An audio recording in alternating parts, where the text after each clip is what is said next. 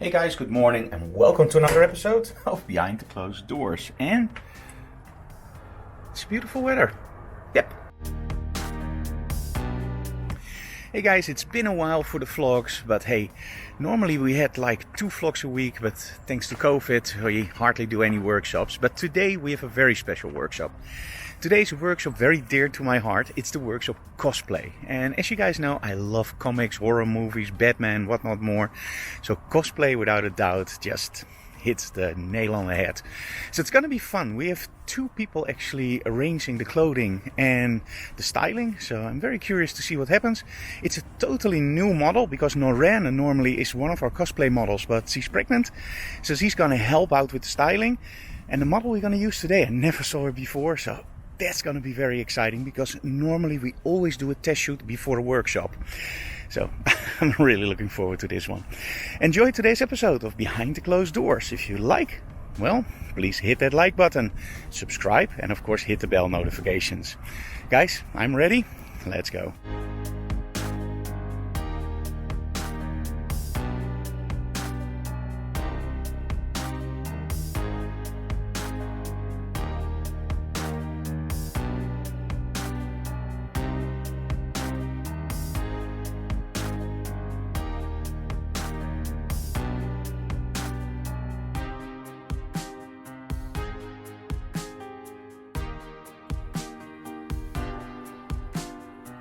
Ta-da! Okay, all jokes aside. Cosplay workshop. Why is it important to have a cosplay workshop? Well, let me explain.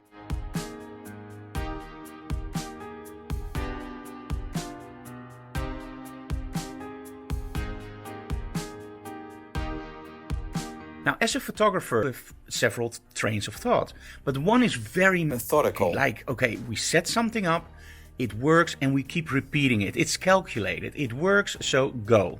The other part is that really creative part, where you go outside of the box, where you think like, okay, maybe if I do this, it will be different.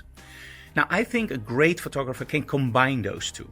And that's why the cosplay workshop is so incredibly important, because in the cosplay workshop, we literally try to push every button. We try to take every part of creation out of the photographer to tell a compelling story.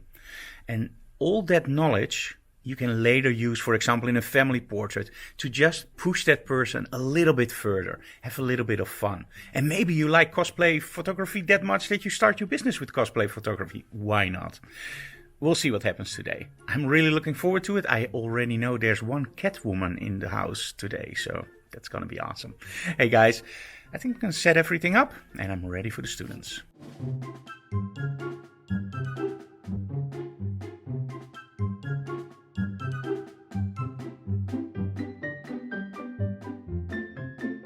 Oh, and by the way, I really believe in mindset, setting your mind to something, you know? So I really changed my socks just for this workshop. I'm just kidding, I love these kinds of socks. Not really cosplay, but hey, they're so much fun.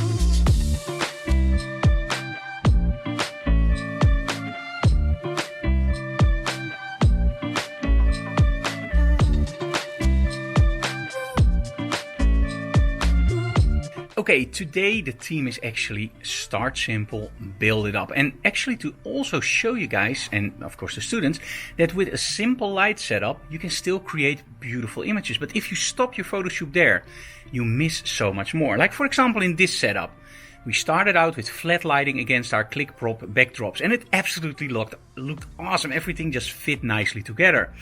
But after that, I started to create contrast, like a little bit of a sandwich, like the model in front, light in the back, and then also lighting the backdrop, but all with only 2 strobes. And we're using a little bit of lens flare in this one. So the idea is to start simple and then build it up to a more awesome shot. So let's go to the next set.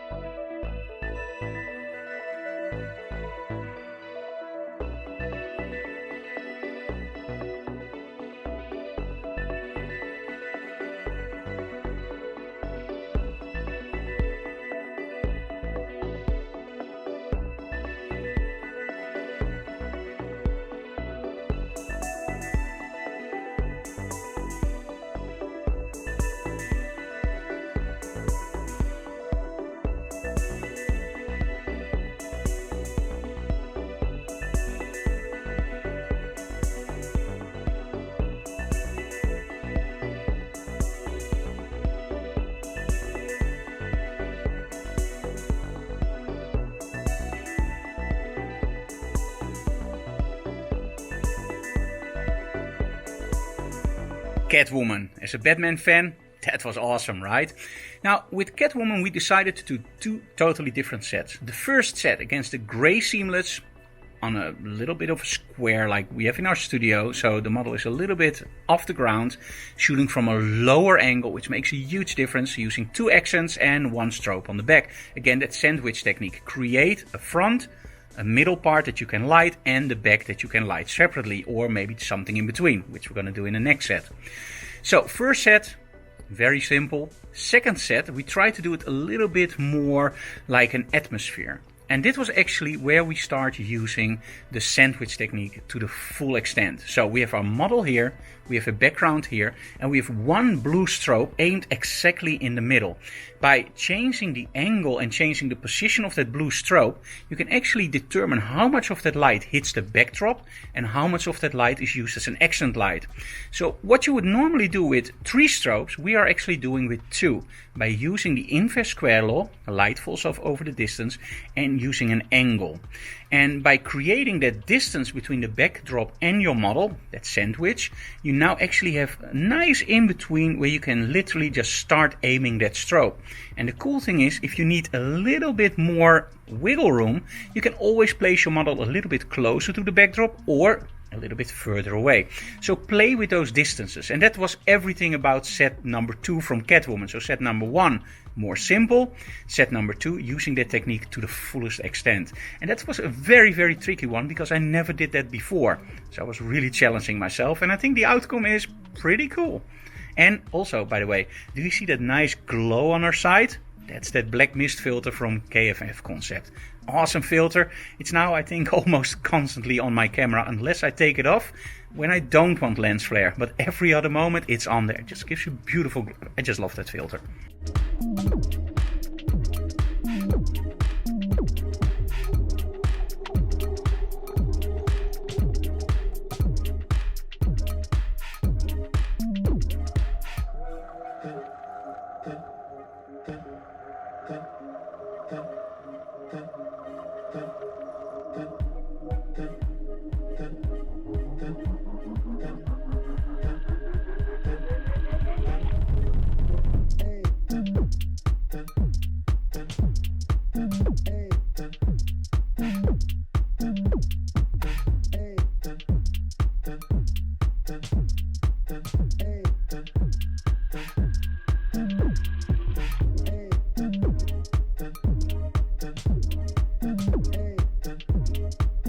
The next set is all about light in light. What do you do if you need a little bit more light in your shadow areas? Of course, in Lightroom you raise the shadow slider, right? No, you don't.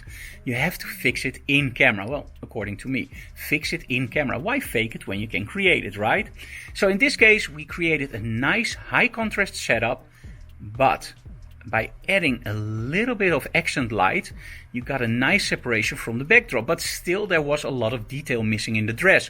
So we use 1 strobe as an ambient light source that actually fills up the shadows, hence light in light. Most of the times it's about 4 stops below our main light, so that means that it just gives a little bit of a kick. But that also means that in Lightroom you don't have to touch that shadows slider, and the less you have to change in Lightroom, the better it is for the picture, right? Straight in camera. So light in light in the set with a beautiful black dress against a very dark backdrop. And that's normally a nightmare for photographers and videographers.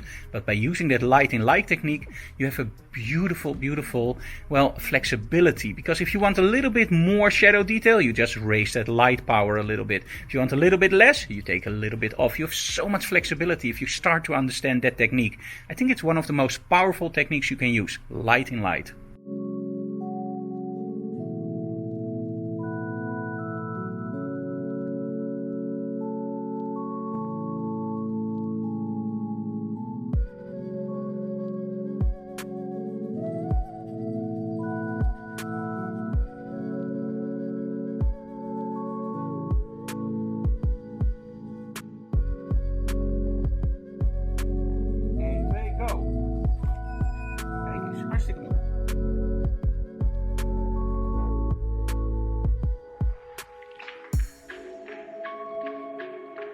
The next setup, also very, very basic.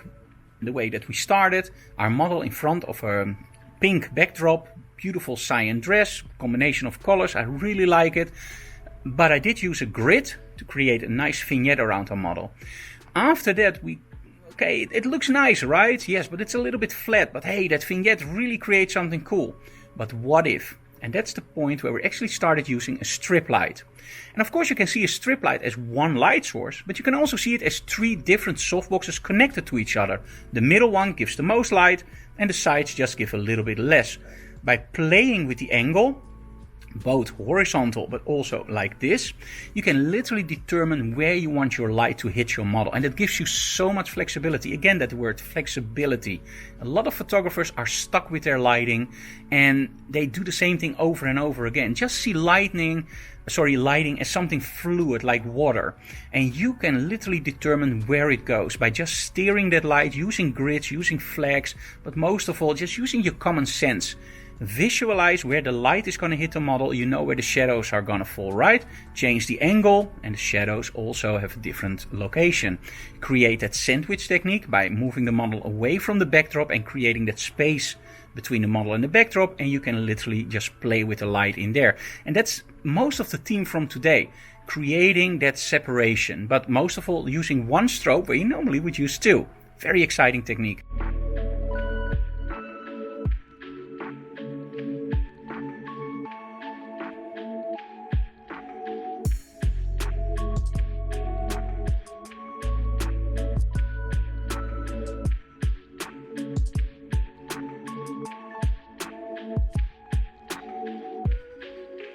Okay guys, that was it for today. I hope you enjoyed today's episode of Behind the Closed Doors, the cosplay workshop.